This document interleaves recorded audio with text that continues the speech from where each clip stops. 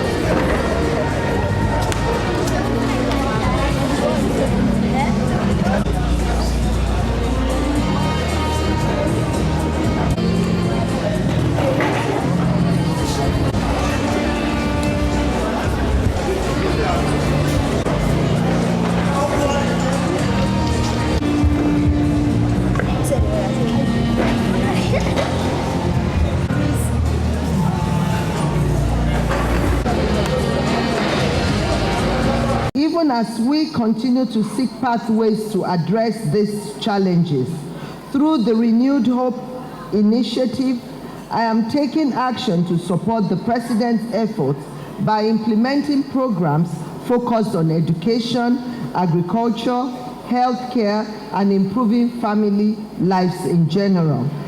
On behalf of the Renewed Hope initiative, each participant school will be given a grant of the sum of 10 million naira towards their school's developmental needs.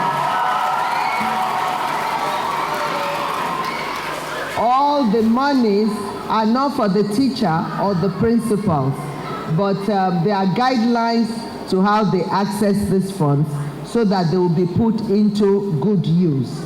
I want to reassure you that His Excellency President Bola Tinubu, GCFR, is committed to building a nation where every Nigerian child can reach their full potential.